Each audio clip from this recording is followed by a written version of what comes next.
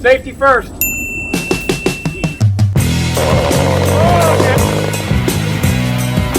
Oh no! No! Oh no! Oh no! Oh Jesus!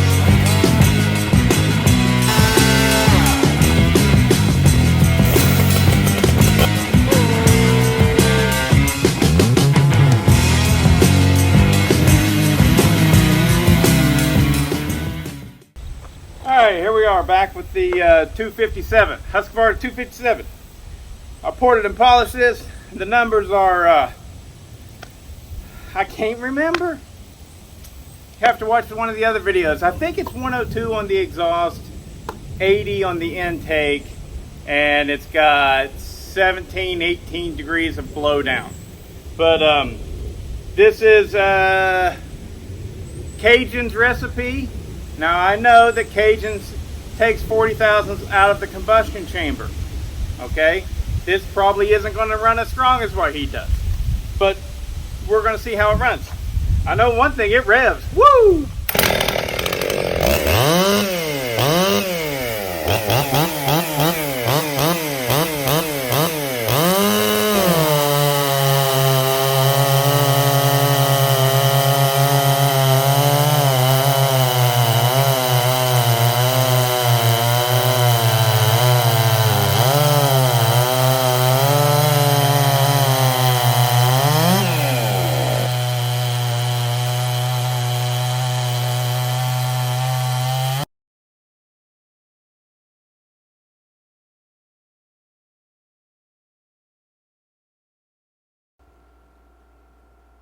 About done?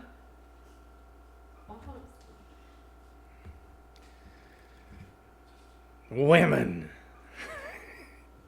So anyways, this video has been wonky from the beginning. I can never get anything to go right whenever it comes down to a Husqvarna 257. So anyways, about the saw. Let me bring my microphone in here. Yeah, I beat it by what? 6 seconds, you know, which is pretty good. I don't know what 20 or 30% increase. I don't know. So it runs pretty good, but there's a but, and it's a big old but. Ow.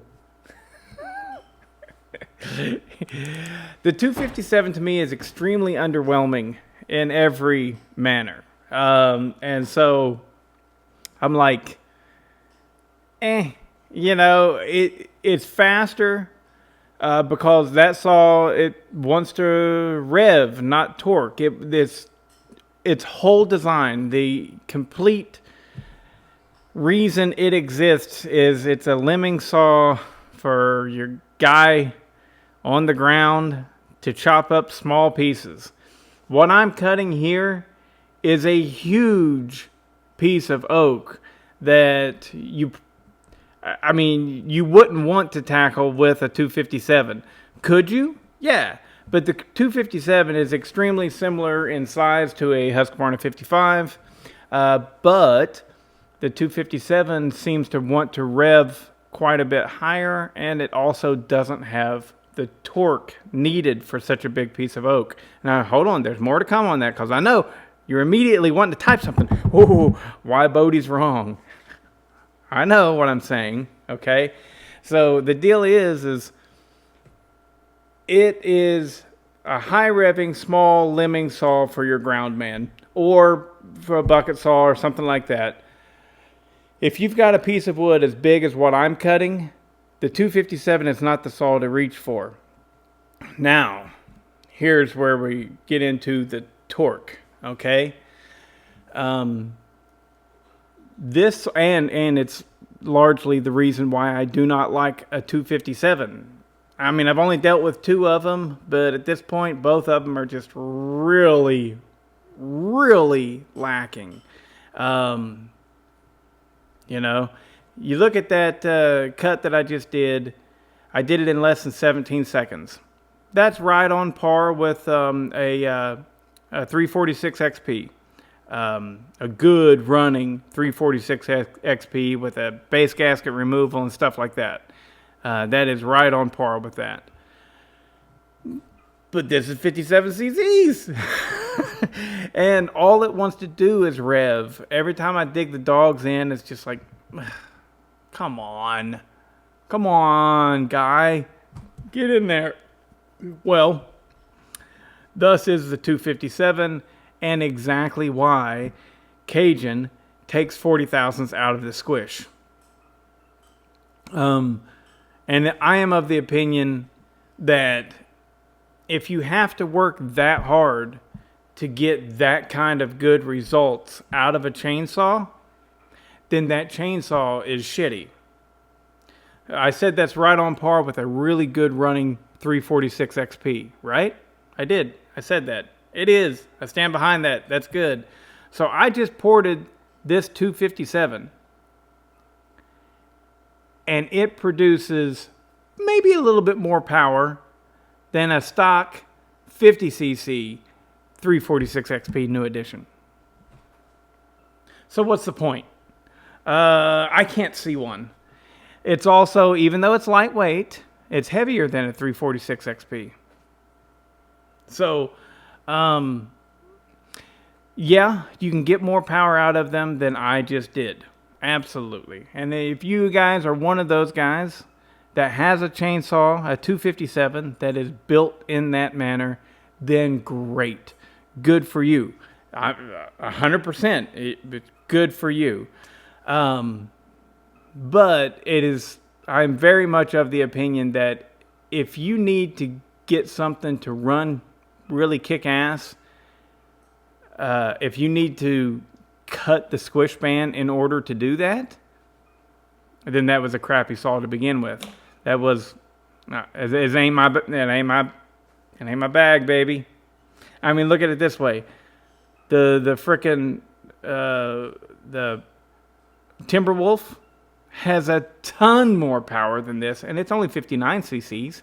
You know, I would consider those the same category. Anything from 55, 56 cc's to 62 cc's, I'm saying that's the same category of saw right there. I mean, it ran good, and I'm happy with it. I'm proud of it. My customer's going to be like, wow, this is the best this has ever ran. And he won't be wrong.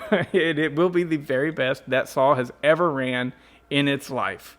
But it's still just a 257. And there are some things that's like, is it worth it? I don't know. I don't know.